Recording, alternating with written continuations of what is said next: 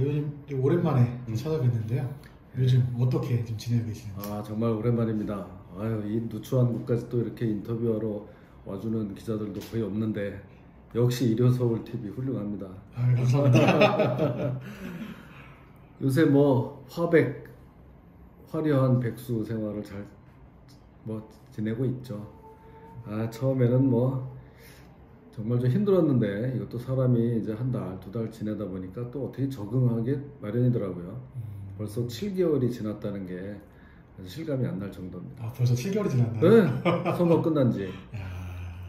그러면서 이제 그냥 또 이제 나라가 이 모양인데 니는 놀고만 있냐 이제 또 이러는 분들이 계실 텐데 이제 놀면서 쉬면서 무슨 이제 사단법인이라는 걸 하나 만들어서 정치문화연구소. 네, 정치문화연구소. 이것은 어떤 일을 하시죠? 이제 제가 김진태가 사단법인을 만든다고 하니까 지금 이 정권에서 그 허가를 안 내줘가지고 무려 5개월이 걸렸어요. 정말요? 5월 달에 신청해가지고 10월이 돼서 허가를 받아서. 그렇게 오래 안 걸리는데요, 원래? 모르겠어요. 사단법인 정치문화연구소 그걸 해서 이름 그대로 좀 우리나라 낙후된 정치 문화를 좀 바꿔보자. 그리고 이제 솔직히 얘기하면 제가 이 활동할 수 있는 최소한의 이제 그 공간이 되는 거죠. 원외 이제 이 배지를 떼고 보니까 움직일 수 있는 게 없어요. 너무 제약도 많고. 그래서 이 사단법인 그러지 않아도 우리 우파 시민단체 활동이 약한데 이런 걸 만들어서 어떤 좀 공간 또 이 재기의 발판으로 삼아야 되겠다. 솔직히 그래서 이렇게 또 이거 만드니까 이제 이사장, 사단법인 이사장 이렇게 해서 명함도 가지고 다니면서 활동을 하고 있습니다. 막상 이제 배지를 떼고 밖에서 보시니까 이 대한민국 정치 어떤가요? 그야말로 여의도 쪽을 쳐다보기도 싫죠. 실제로 거의 여의도를 안 가게 돼요. 정말 머리 아프고 되는 것도 하나도 없고 거기. 지금 우리 옛날 이건희 회장님 말씀 맞다나 뭐예요? 기업이 1류고 하다가 정치가 3류라는 거 아니에요. 정치만 정말 제대로 바뀌면 되는데 온 나라의 발목을 잡고 있는 게 바로 여의도 정치라고 생각합니다. 온 나라의 발목을 잡고 있다. 네. 예나 지금이나? 똑같다. 더 심하죠 지금은. 이사장님이라고 이제 불러야겠죠? 네. 이사장님하고 이야기할 것 중에 하나가 또 검찰 이야기를 안 할 수가 없잖아요. 이사장님이 검찰 출신이시니까 요즘 특별히 좀 감회가 새로우실 것 같아요. 요즘처럼 이렇게 검찰이 크게 이슈가 된 적이 없었던 것 같은데 어떠신가요? 언론 보도들을 보시면서. 추미애와 윤석열 정말 뜨겁죠. 국민적 관심사가 뜨겁죠. 추미애는 어떻게 사시 됐는지 정말 전 궁금해요. 사시 답안도 그런 식으로 썼을 거 아니야. 자기 아전인수 내로남불로. 그러고도 어떻게 사시가 되고 판사가 됐는지 정말 이해가 안 될 정도입니다. 그동안 우리가 이런 좌파 정권을 처음 한 것도 아니고 노무현 정권, 계속하십니다. 노무현 정권 때 천정배 법무장관, 강금실 장관도 다 경험해 봤어요. 검사들도. 그때 좀 긴장했죠. 천정배 씨 스타일 있잖아요. 약간 근본주의적인. 또 강금실은 또 뭐예요? 그죠? 뭐야? 민변 회장 출신이 법무부 장관으로 오잖아요. 긴장 많이 했었죠 그때. 그런데 지금 추미애 같지는 않았어요. 쉽게 말하면 그분들 왔는데 점잖더라고요. 개인적인 스타일이나 그동안의 캐릭터나 다와 변론으로 법무부 장관이라는 중책에 걸맞게 점잖게 때로는 천정배 장관이 수사지휘권도 발동했잖아요. 진짜 법에 나와 있는 대로 감정 배제하고 서면으로 냈다가 뭐 그런 좀 이제 많은 일들은 있었지만 점잖았어요. 원래 법무부 장관이라는 게 그런 거 아니겠습니까? 예? 아무리 정권의 한 강요의 한 사람이지만 정의 부잖아요. 예? 미니스트리 오브 저스티스잖아요. 그게. 그러니까 좀 정의를 세우는 신용이라도 했단 말이에요. 전에는. 응? 그 안에 가서 국무회의 할 때는 뭐 대통령한테 뭐 얼마나 거기서 충성을 하는지는 몰라도 밖에 나오면 그래도 나는 법무부 장관이니까 원칙이 중요해, 법치가 중요해 하는 그런 척이라도 했잖아요. 지금은 어때요? 이제는 보통 사람들도 다 아는 거 아닌가요? 광인이 법무부 장관을 하고 있다고 그러더라고요. 광인이. 이게 무슨 나라 꼴이 뭐가 되겠습니까? 그냥 정권의 행동대장, 칼잡이가 맨 앞에 나와서 돌격대장을 법무부 장관에 앉혀놓은 거예요. 모든 걸 나에 맡겨 내 손에 다 피를 묻히겠다 해가지고 뛰쳐나가니 무슨 법치고 뭐고가 설 개념 자체가 성립이 안 되는 이런 상황이다. 이 후배 검사들이 얼마나 힘들지. 그러니 이거 정말 너무하는 거다 하면서 300명이 넘게 그 댓글을 달았지 않습니까? 이 친구들이 오죽하면 그런 일사불란한 검사 동일체 그런 조직 하에서 300명 전국 검사의 근 20% 가까운 수가 인사권자한테 나 그냥 마음대로 해라. 그렇지만 이건 아니다라고 한 거는 이거는 정말 경천동지할 일입니다. 일각에서는 그 300명에 대해서 댓글에 불과하다 이렇게 이해하는 사람들도 있잖아요. 근데 그런 거에 대해서는 어떻게 생각하시나요? 댓글에 막상 그 입장이 돼봐요. 어떻게 얘기를 해야 되나. 장관 인사권자가 오면 어떻게 저 멀리서도 혹시라도 넥타이라도 하나 삐딱하게 매가지고 내가 찍히지 않나. 그런 정도 하는 게 이 공무원 조직이에요. 검찰 조직이에요. 근데 거기다가 댓글 아니라 그보다 못한 거라도 나는 당신이 하는 거가 마음에 들지 않는다고 썼을 때는 나 죽이든 살리든 마음대로 하라는 정도의 결기를 다 가지고 쓴 겁니다. 그렇게 따지면 사실 검찰들이 이런 단합된 행동이 거의 역대급이라고 볼 수 있지 않나요? 그렇죠. 사실 그렇게 되면 거의 뭐 법무부 장관으로서의 그런 권한과 능력을 실행할 수 없다고 봐야 되는 상황 아닌가요? 지금 상황이? 그렇죠. 그 전임 조국 한 달인가 했었나요? 법무장관? 그렇죠. 이거는 그 두 사람으로 인해서 이 땅의 법치 또 뭐 대한민국의 국격 자체를 완전히 길바닥에 내팽개치는 그런 일을 이 정권이 하고 있는 겁니다. 결국 추미애 법무부 장관의 수사지휘, 감찰 지시 적절하냐라고 묻는다면 어떻게 대답하실까요? 그거는 법치라는 개념에서 이루어진 게 아니라 제가 얘기한 정권의 돌격대장 입장에서 앞에 있는 장애물들을 제거하는 아주 대표적인 정치 행위라고 보시면 돼요. 법무부 장관이 아니고 그냥 뭐 차기 뭐를 노리는 그런 사람으로서 행동대장으로서 하는 일들입니다. 방금 말씀을 하셨는데 차기 뭐를 노리는 그렇죠. 대부분의 그렇게 추미애 장관이 하는 행동이 저희가 있다라고 배경이 있다라고 다 얘기를 하잖아요. 정확히 어떤 걸 위해서 그러는 걸까요? 서울시장을 통해서 뭐 대권을 노리지 않을까요? 그러면서 그 동안에 어떤 이런 콤플렉스 이런 게 있잖아요. 노무현 탄핵에 가담했다는 등 친문이 아니었다는 뭐 이런 것들 그거를 불식시키기 위해서 더 과격하게 이렇게 나오는 거죠. 뭐 그런저런 이유를 떠나서 저는 그분 개인적인 심성 자체에 좀 문제가 있다. 가장 기본적인 인간으로서의 심성 자체에 문제가 있다고 봐요. 같이 예정 활동도 하지 않으셨나요? 그때도 법사위도 같이 했고 추 장관이 초임지가 초임 판사가 춘천지방법원이에요. 거기도 계셨잖아요.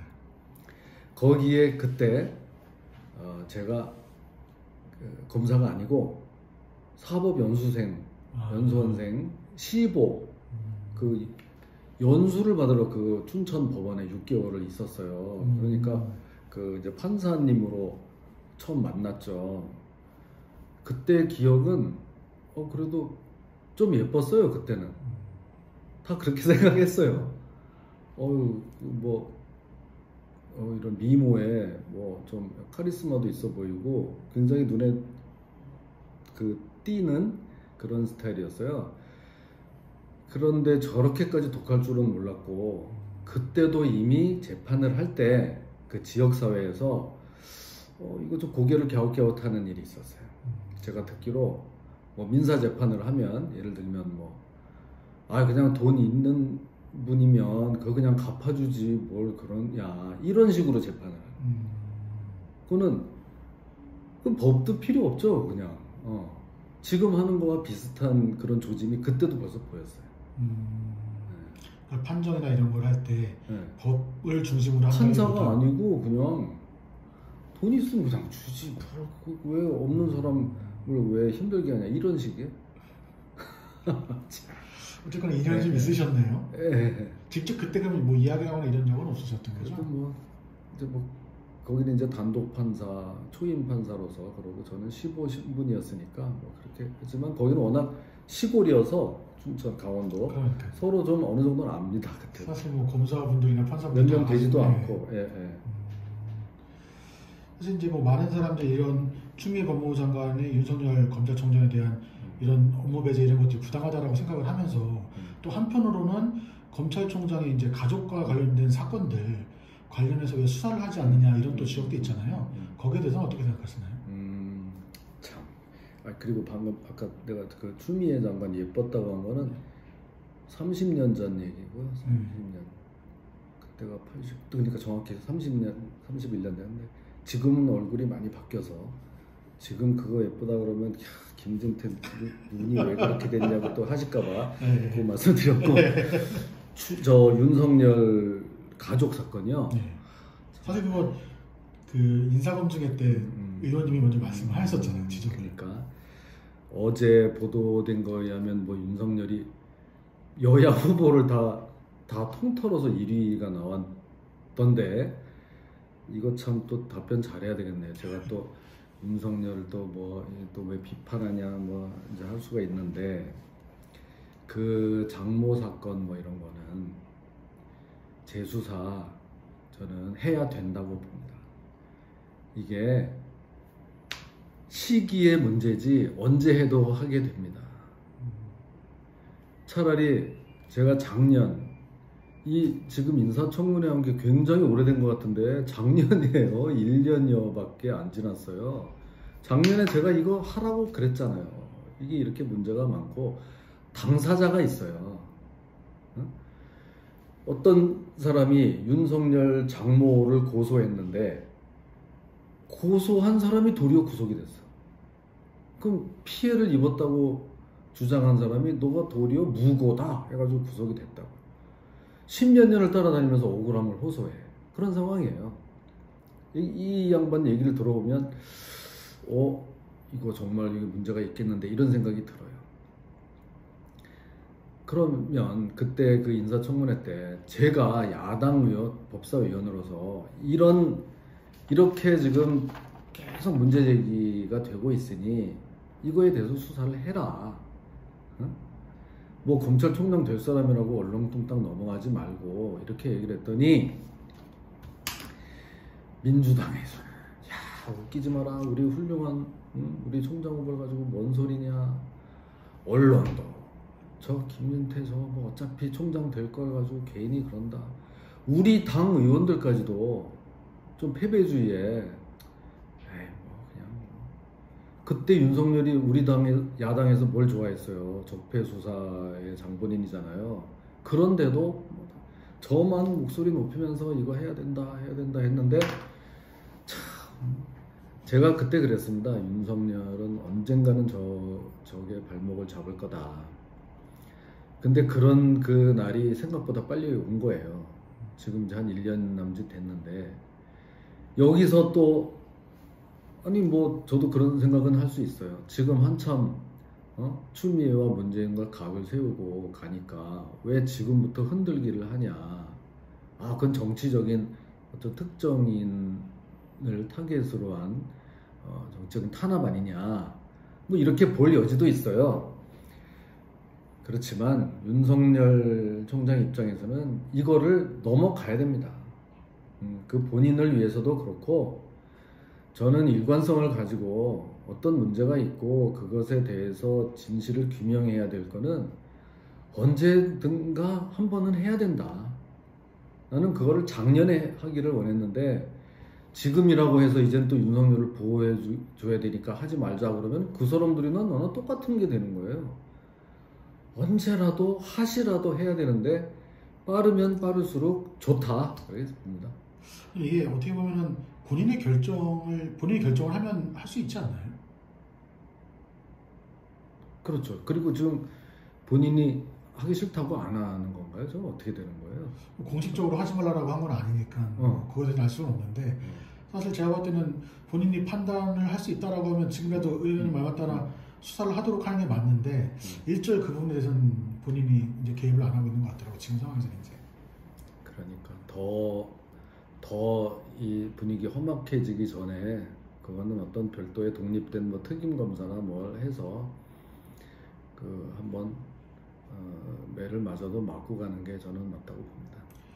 지금 이제 뭐 이사장님께서 보시기에 어떻게 보면 이제 윤석열 검찰총장 인지도가 상당히 많이 올라갔잖아요. 뭐 추미애 법무부 장관 덕분이라는 말도 있지만 향후 이 검찰총장이 정치나 대선에 나갈 가능성 어떻게 보시나요? 상당히 높다고 보죠. 왜냐하면 윤석열은 또 살아야 되니까. 지금 뭐 일단 이 지금 정권에서 이제 찍힌 건 사실이잖아요. 여기서 뭐 약한 모습을 보였다가는 그동안 자기가 휘둘렀던 그 기준, 그 적폐 수사에서 뭐 직권남용, 뭐 직무유기에 의한 그 기준을 갖다 들이대면 자기도 언제 어떻게 될지 모르는 상황이에요. 그렇기 때문에 본인이 살기 위해서도 이거는 뭐 불가피할 거다. 저는 그렇게 보고요. 다만 이제 그거는 자유인데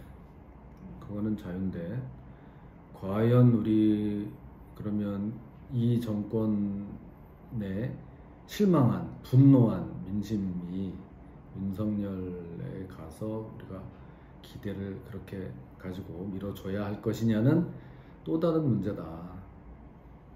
여기서 이제 제가 말을 조심해야 되는데 괜히 뭐 부럽고 뭐 해가지고 내가 뭐 멀쩡한 사람을 그렇게 한다는 이제 오해를 받을 수도 있는 대목인데요. 우리는 황교안, 반기문 이런 분들로 인한 학습 효과를 잊으면 안 된다. 그렇게 생각합니다. 그동안 어떤 수사나 막 이런 것으로 보여준 것은 검찰총장으로서의 직분이고 제가 만약에 그 자리에 있었으면 그거보다 더 화끈하게 할 수 있습니다. 그 자리에서 내려왔을 때까지 무엇인가를 계속 그렇게 보여줄 수 있을 것이냐. 황교안이 국무총리 대통령 권한대행 했을 때와 그 뒤에 당대표 하면서 그 이상으로 뭔가를 보여줬느냐. 그거를 보면 저는 답이 나올 거라고 생각합니다. 실제로 이제 소위 이제 보수 진영에 계신 분들 만나서 이제 윤석열 검찰총장에 대한 의견을 여쭤보면 딱 마지막에 나오신 말씀이 그 말씀이시더라고요. 애증이 있다라고 얘기하시더라고요. 아까 처음 말씀하신 것처럼 이제 국정농단 사건을 어떻게 보면 이제 파헤친 주역이다 보니 막상 지금 문재인 정부로부터 탄압을 받고 그 대항을 하고 있지만 마냥 좋아할 수만은 없다. 그렇게 얘기하시더라고요. 실제로 많은 분들이. 거기에 대해서 얘기하라 그럼 저야말로 뭐 할 말이 많은데 오늘은 그것까지는 얘기 안 하고 싶은 말을 좀 줄이겠습니다. 저도. 그러면 뭐 이사장님 자체가 검찰이셨지만 지금의 검찰이 문제가 없느냐라고 물어본다라고 하면 100% 자직해도 문제가 없다고 말하실 수는 없잖아요. 어떻게 보면 이제 그 중에서 정치 검찰이 결국 문제였던 건데 우리나라에서 이 정치 검찰 문제 어떻게 해결해야 될까요? 참 그게 이제 검찰의 오래된 숙제인데요. 검찰에게는 좋은 소식과 나쁜 소식이 이제 이렇게 같이 있는데 나쁜 소식은 워낙 이 좌우 이념 이 거의 전쟁 속에서 검찰도 거기에 그냥 진흙탕 속에 잠겨서 엉망진창이 됐다는 겁니다. 지금 장관 편, 총장 편 나눠가지고 그게 제일 나쁜 소식이고 좋은 소식이 하나 굳이 찾자면 법원이 더 못하고 있다. 야, 법원은 정말 너무 심하잖아요. 이거는 거기는 그냥 그쪽 한쪽으로 가기로 다 결정했나봐요. 거기에 비해서 그래도 검찰은 일단은 추 정권 인사권자하고 싸우는 뭐 커밍아웃한 검사들이라도 있으니까 지금 그런 실정이고요. 이게 우리 이 대한민국의 현 주소, 우리 슬픈 자화상입니다. 검찰이나 법원이나 제일 중요한 거는 어떤 검사가 되거나 어떤 판사가 내 사건을 맡거나 똑같은 결정이 나와야 되지 않겠어요. 그래야 승복을 할 수 있을 거 아니에요. 근데 지금은 검찰 어떤 뭐 조금이라도 뭐 정치인 내가 관련된 뭐 저도 지금 무슨 뭐 또 어디 조사한다고 나오라는 뭐 그런 거 있어요. 응? 그러면 제일 지금 그 관심을 갖는 게 뭐냐? 어떤 검사가 나를 조사한다. 그럼 제일 관심 갖는 게 뭐겠어요? 그 검사가 윤석열 편이냐 추미애 편이냐. 그거에 따라서 결과가 달라지니까. 뭐 누구 편일 때 더 나빠질 거는 예상이 되잖아요. 법원은 제가 벌써 3년 전에 선거법으로 또 그때도 재판을 받아봤습니다. 제 선거법을 고발한 사람이 김명수 춘천지방법원장이었어요. 그런 상황에서 힘들게 재판을 받는데 재판을 받을 때 제일 관심 받는 거 피고인으로서 저 담당 판사가 우리 법 연구해야 아니야. 그거부터 찾아보는 거. 우리 법 연구하면 죽는 거야. 무슨 소리를 해도 김진태가 얘기하는 거 이럴 거 아니에요. 이게 무슨 법원이에요. 응? 어떤 연구회에 있는 판사가 하면 한쪽으로 다 답이 예상되고 아니면은 좀 기대해 볼 만하고 개판된 거예요. 지금 우리 사법 질서라는 거는 제일 하지 말아야 될 거를 제일 나쁜 거를 지금 하고 있는 거예요. 뭐 검찰보다 재판부가 더 문제다. 뭐 이거는 말씀하셨고 그러면 선배된 입장으로 우리 후배 검사들한테 지금 이런 상황에서 어떻게 해야 되는지 조언 한마디를 해주시죠. 그래요. 지금 우리 기특한 그래도 후배들이 300여 명이나 그 장관에게 대들고 나온 거예요. 만약에 내가 그때 그런 자리에 있었어도 그게 쉬운 일은 아니었을 거다. 그러니까 우리가 봤을 때는 에이 뭐 그거 당연히 그래야 되는 거 아니야? 당연하지. 이 체제가 계속 간다 그러면 이제 출세는 포기해야 되는 거예요. 그래서 정말 좀 대견하게 생각하고 좀 멀리 보면 조금만 더 멀리 보면 그거 별거 아니다. 출세. 검사 된 것만 해도 출세한 거잖아요. 일반 시민들 입장에서 보면. 근데 뭐 거기서 무슨 뭐 부장검사가 되고 검사장이 되는 거 그거 별거 아니에요. 다 지나고 나면 자신의 그 소신과 원칙을 다 어겨가면서까지 그 직을 탐하면 그게 뭐가 그렇게 영광이 되겠어요. 지나고 보면 그것도 다 부질없는 거고 검사 그렇게 하려고 검사된 거 아니기 때문에 불의에 한 거 해라. 목소리 낼 때 내라. 그렇게 배웠지 않았냐. 말도 안 되는 그런 지시에는 따를 필요가 없다. 좀 더 좀 결기를 가져주기를 부탁을 합니다. 그럼에도 불구하고 지금 현재 정부에서 이제 공수처 결국 출범을 하려고 하고 있는데 이에 대해서는 어떻게 생각하시나요? 공수처 그야말로 공룡 같은 괴물 같은 조직입니다. 우리 야당이 정권을 잡는 일이 있으면 잡게 되면 한 달 내로 폐지해야 됩니다. 폐지 법안 내가지고 무슨 지금 우리나라에서 뭐 수사기관을 첩첩이 쌓아놓고 국민들을 또 그걸 기만해서 무슨 항상 그런 거 잘하잖아요. 저 정권 사람들은. 야 우리 시민 여러분 국회의원들 꼴 보기 싫죠? 판검사 이놈들 뒤로 지들 배에 물리는 거 꼴 보기 싫죠?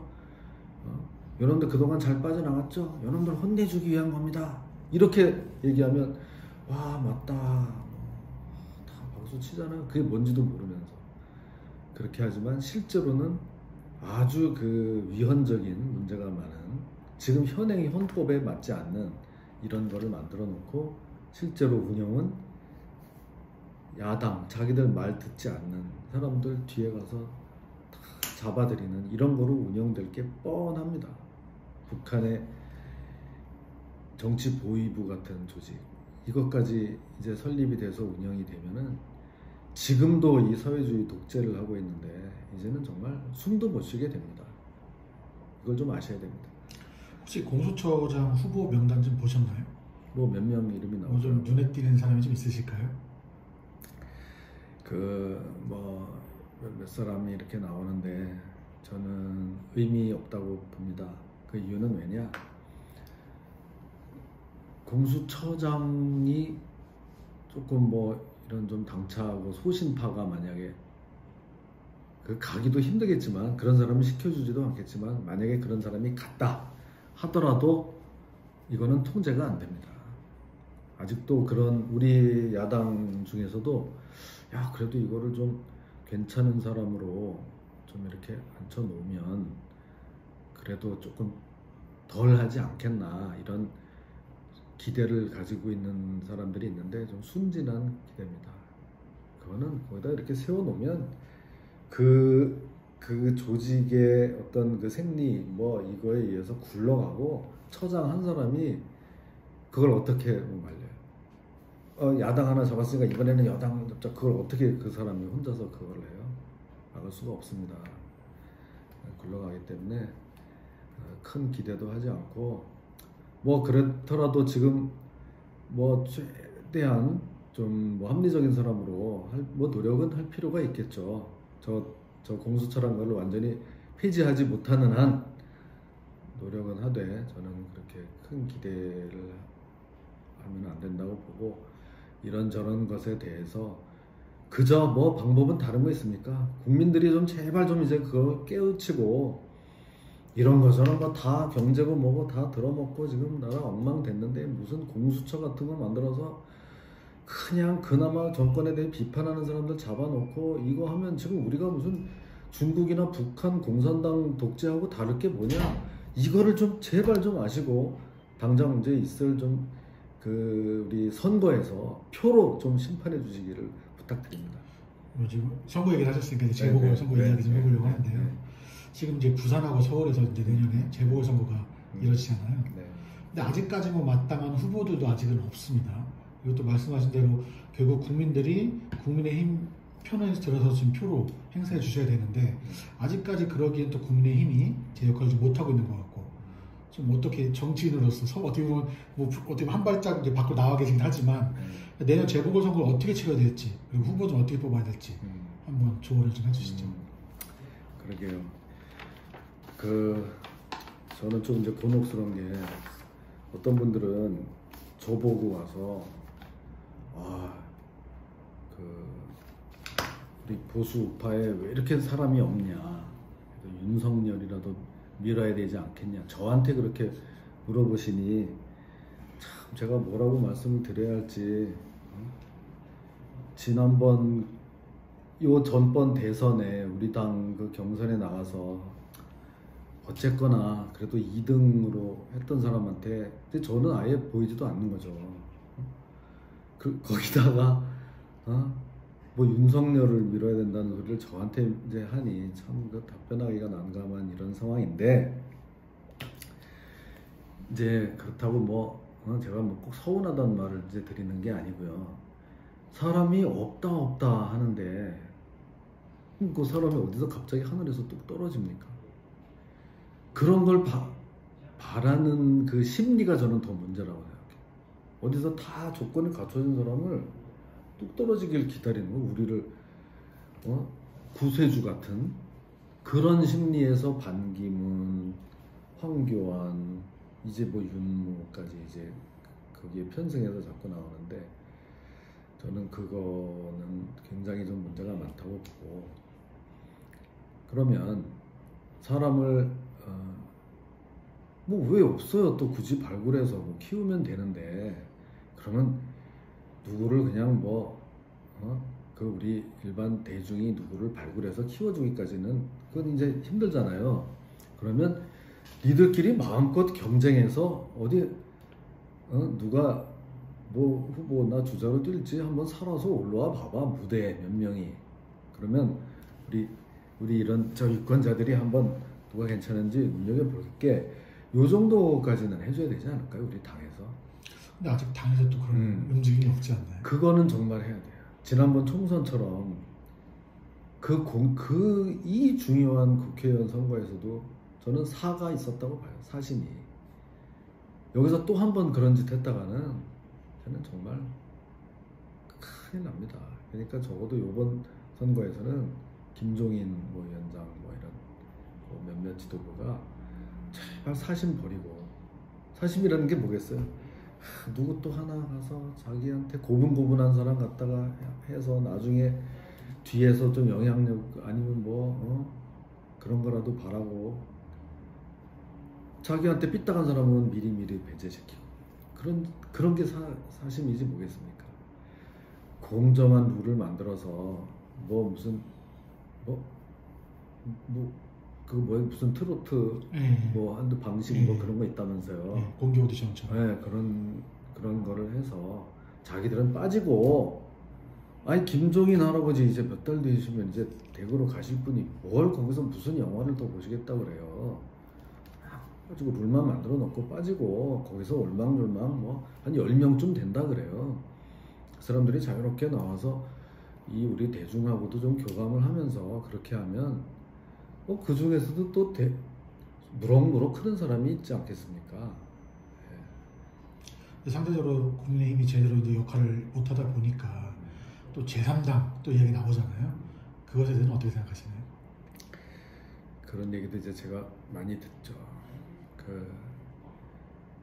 우리 국민의힘당 입에 잘 안 붙어서 못하면 못할수록 저한테도 사람들이 와서 저런 당이 왜 거기서 그러고 있냐, 이 뭐하냐, 지금 나와서 새로 살림을 차려서 제대로 한번 싸워봐야 될 거 아니냐, 이게 지금 웃을 일이 아니에요. 이렇게 말씀하시는 분들이 꽤 많습니다. 실제로 창당 선호하시는 분들 많이 계세요. 그러게요.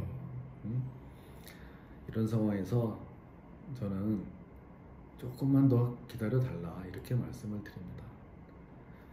나라가 지금 이렇게 풍전등화인데 지금 뭘 언제까지 기다리냐. 나라가 이런 풍전등화의 위기이기 때문에 더 기다려야 된다고 생각해요.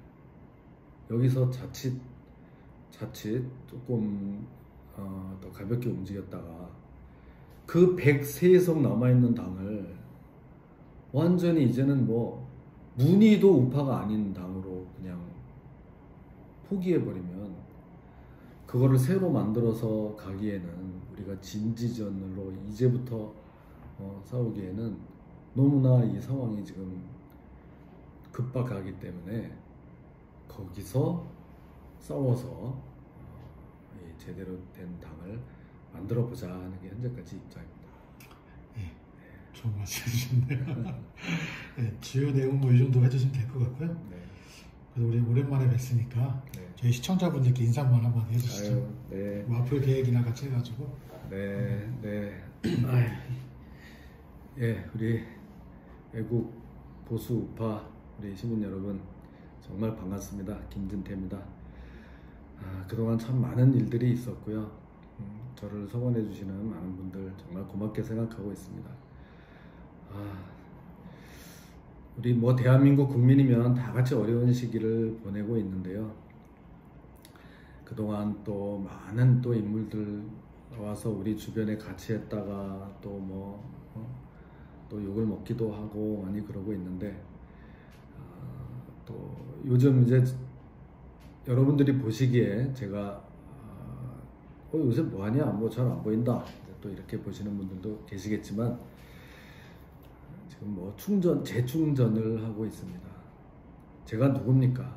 그래도 뭐 감히 뭐 그렇게 뭐 잘 싸웠다고는 제가 뭐 얘기하지 못할 수 있지만 한 번도 변하지는 않았습니다. 제가 처음에 있었던 그 자리에서 왔다 갔다 하지 않고 그 소신은 지금까지 지키고 있는 사람입니다.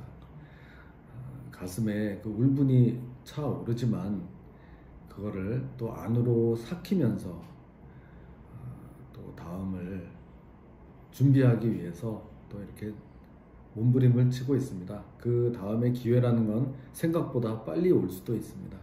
여러분들 하여튼 힘내시고요.